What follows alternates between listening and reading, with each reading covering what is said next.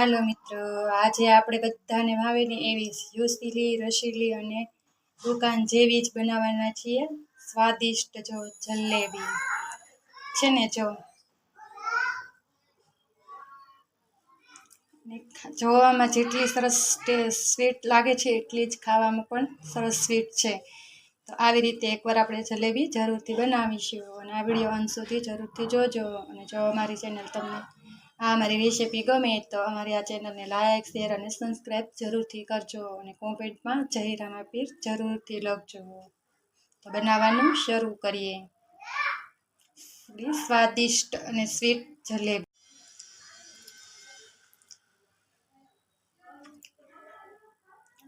તો છે ને જો બધાને જોતા જ મોંમાં પાણી આવી જાય એવી આપણી જલેબી. વાર હોય તહેવાર હોય કે કાંઈ પણ હોય ત્યારે આપણને જલેબી તો પહેલાં જ યાદ આવે. અને ગાંઠિયા ને ફાફડા હોય ને ત્યારે તો જલેબી ખાવાની મજા જ આવી જાય. અને વળી પાછી ઘરે બનાવી એક તપેલીમાં લોટ ચાળી લીધો છે. તો હવે આપણે તેમાં ખાટું દહીં નાખવાના છીએ 2 ચમચી ભરીને, જે આપણે તેનું ખીરું બનાવવાના છીએ. જો આ રીતે આપણે 2 ચમચી, જે ચમચી જેટલી ચમચી આવે છે ને મોટી ચમચી, તે ચમચી 2 ભરીને આપણે તેમાં નાખી દીધી છે. અને જે આપણે વાટકીથી લોટ લીધો હતો તે જ વાટકી ભરીને આપણે તેનું પાણી નાખીશું. આપણે પાણી એક સાથે બધું જ નથી નાખી દેવાનું, થોડું થોડું નાખતા જઈશું અને બેટર બનાવતા જઈશું. પહેલાં આપણે દહીં નાખ્યું છે તો તે પહેલાં એકદમ મિક્સ કરી લઈશું.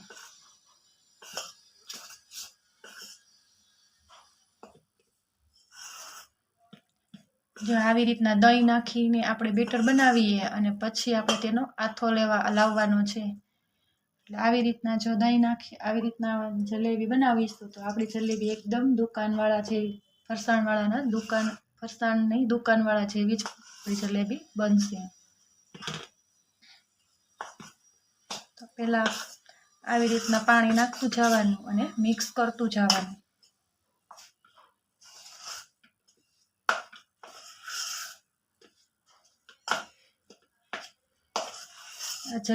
ઘરે જલેબી બનાવી સાવ સહેલી છે.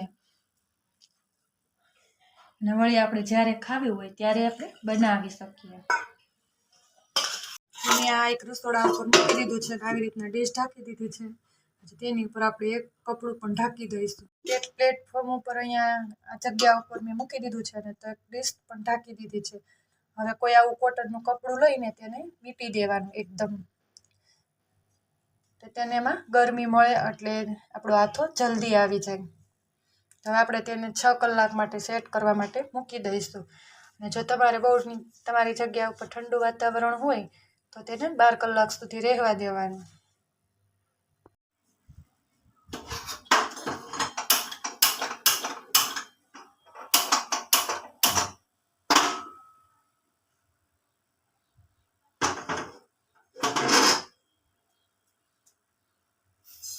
તો આપણે જે આ 1 વાટકી લોટ લીધો હતો તો આપણે 1 વાટકી તેમાં ખાંડ નાખી છે. હવે આપણે તેમાં 1.5 વાટકી જેટલું પાણી નાખીશું. આપણે સાચણી છે ને આછી કરવાની છે, પાણી જેવી છે જલેબીને. એમાં આપણે જલેબીને રાખવાની છે સાચણી લઈને, અને આપણે ચીપચીપી ચાસણી લેવાની છે. આપણે કોઈ તાર બાર બનાવવાનું નથી. તો આવી રીતના આપણે 1.5 વાટકી પાણી નાખી દીધું છે ને અડધી વાટકી મેં પાછું રાખી લીધું છે.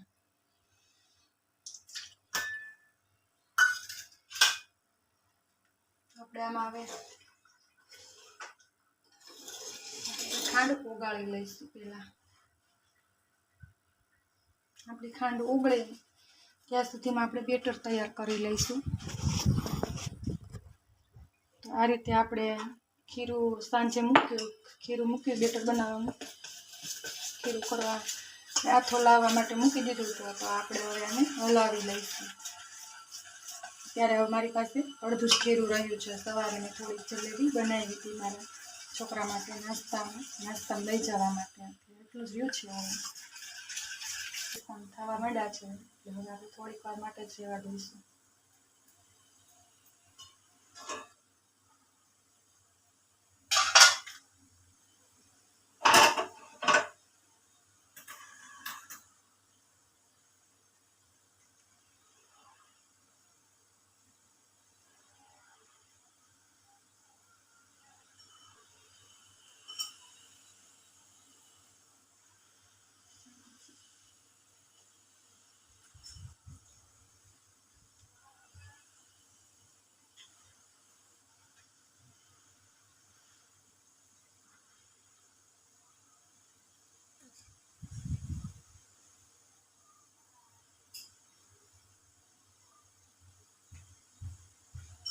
આપણી સાસણી હવે બની ગઈ છે.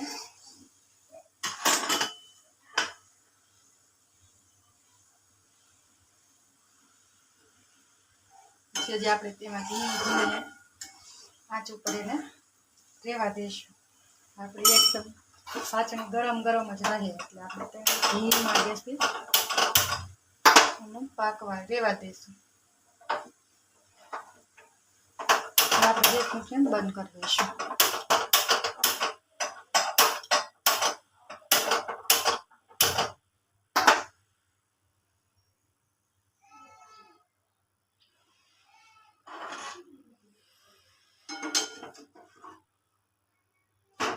હવે આપણે પેન મૂકીશું અને એમાં થોડું તેલ નાખીશું.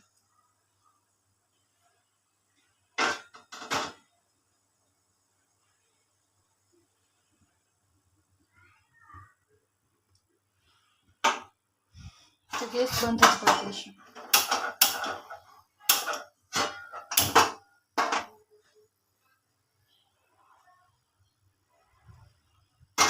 તેલને પહેલા એકદમ ગરમ કરી લેવાનું. બેટર પણ એક પાઉચમાં ભરી લઈશું.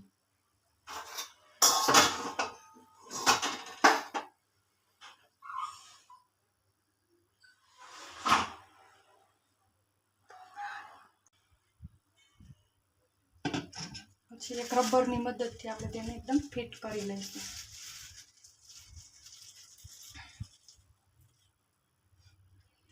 આવી રીતે આપણે એક રબર એ રીતના લગાવી દઈશું. આપણે પાસે કંઈ પણ ન હોય ને તો આવી રીતની પ્લાસ્ટિકની કોથળી હોય ને તો પણ ચાલે.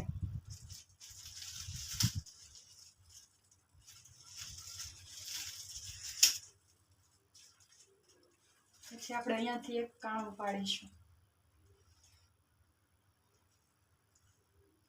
ઝીણું એવું જ કાણું પાડવાનું છે, બહુ મોટું નથી પાડવાનું.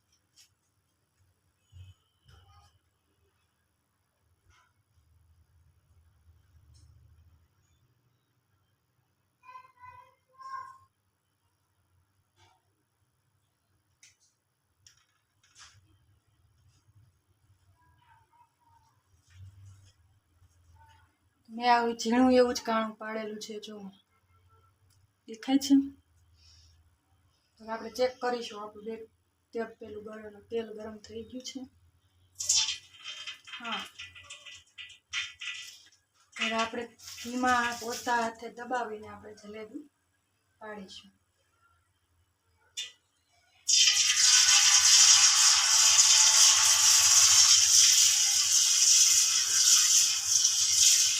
તો આપણે લોટ જો ઢીલો થઈ ગયો હોય ને તો આમાં આપણે 2 થી 3 મુઠ્ઠી જેટલો આપણે ઘઉંનો લોટ નાખીને મિક્સ કરી દીધો છે. એટલે આપણો લોટ જ એકદમ ઢીલો થઈ ગયેલો હતો. બેટર આપણું એકદમ ફ્લફી થઈ ગયું છે. તો આપણે તેમાં 2 ચમચી જેટલું 2 મુઠ્ઠી જેટલો ઘઉંનો લોટ નાખી દીધો છે. તો બેટર એકદમ સરસ થીક થઈ ગયું છે. જો આવી રીતની આવી રીતનું થિકનેસ હોવી જોઈએ. હવે આપણે તેમાં 2 ચમચી જેટલું આવી રીતના ગ્લાસ રાખીને આપણે આવી રીતના જે તમારી પાસે પાઇપિંગ બેગ હોય તો ભલે, નહીં તો પછી આવી રીતના કોથળી લઈ લેવાની અને 2 ચમચી જેટલું આપણે એમાં બેટર નાખી દેવાનું. તમારા પેનમાં જેટલી જલેબી પડે એમ હોય એટલું બેટર આમાં નાખી દેવાનું. પછી આપણે એક રબરથી તેને પેક કરી દેવું. ગ્લાસ રાખીને આવી રીતના કરીએ ને એટલે આપણને ભરવામાં આસાની રહે.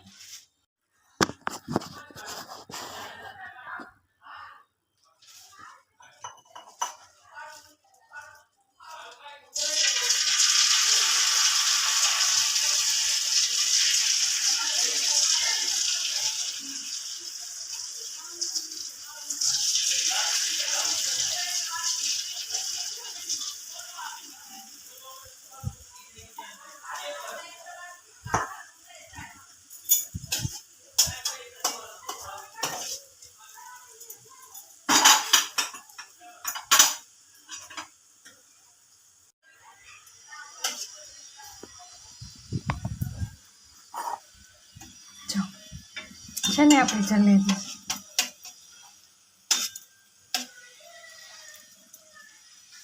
આવી રીતના 1 થી 2 વખત ઉલટ પુલટ તળી લેવાની.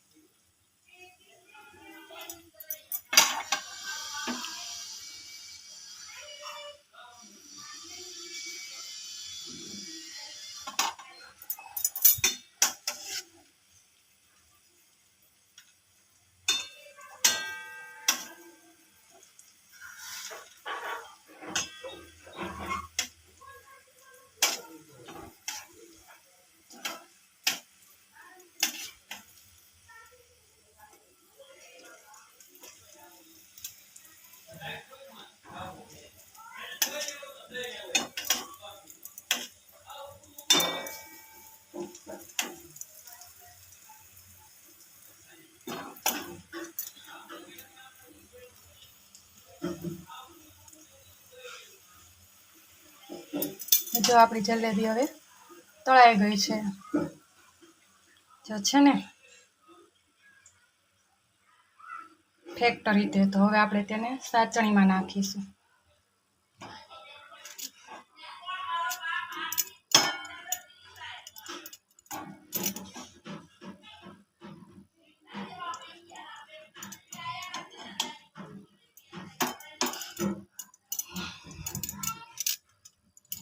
આવી રીતના 5 મિનિટ 2 મિનિટ રહેવા દેવાની, 2 થી 3 મિનિટ.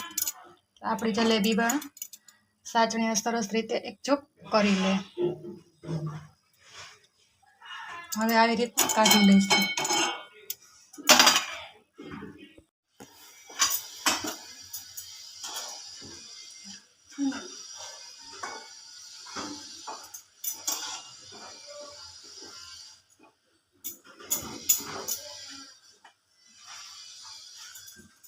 તો છે ને તો આવી રીતે આપણે બધી જ જલેબી બનાવી લઈશું.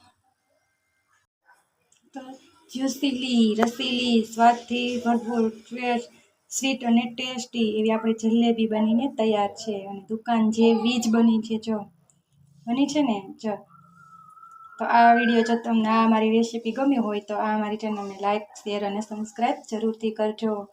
અને કોમેન્ટમાં જરૂરથી જય રામ આપી લખજો.